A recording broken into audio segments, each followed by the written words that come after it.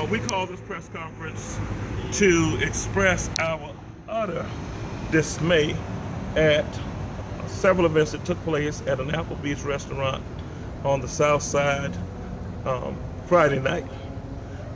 We were told within the last 24 hours that a officer, probably a captain with the fire department, was drunk and disorderly, used the N-word with his server several times, belittled African Americans by saying to his wife he didn't understand why black people, and he used the N-word, are walking around anyway, and belittled her, saying, "I don't see why you even like those N-words." Ultimately, a gentleman got up and asked him to calm it down some because he was doing all this in front of children and others. He then, from his seat, kicked the gentleman and first he called the gentleman's wife the N-word. Then when the gentleman approached him, he kicked the young man from his seat. Fight started. They tumbled around. It was broken up.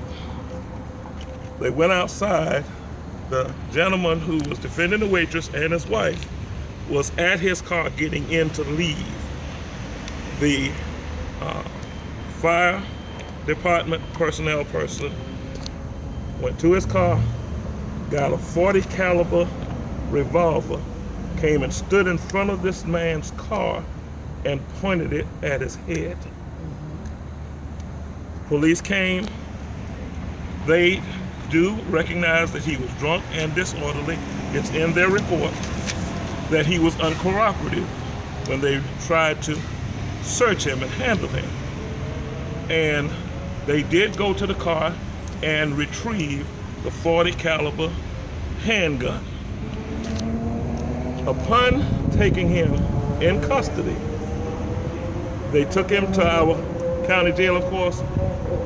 He was charged with 3 misdemeanors, which we think is a travesty of justice. We know in our community constantly that if these set of facts took place with a young African American, he would have been given felony charges, and we expect the same thing. We want one law for everybody. Right. Over and above that, Right. we want this man fired yesterday. Okay, we just found out about this today. He should have been fired. Now, I've been told that he is going through, quote unquote, the administrative process. I got told this 15 minutes ago. We did go and try to see city manager. We did meet with the spokesperson for the city. And he did call me back 15 minutes ago to say that the man was put on administrative leave Saturday. But he was at work. He came to work Sunday. Now, he was sent back home, but on good sources, this administrative leave must have been a secret to everybody else, who I will not disclose their names. Now, if this man is a firefighter working for the city of Savannah with our taxpayers' dollars, and he's brandishing the N-word and don't even know why black folks can walk around, we want him off that job now, not after a while. Fire him like you fire others who do such things on the spot, succinctly, as it's supposed to happen.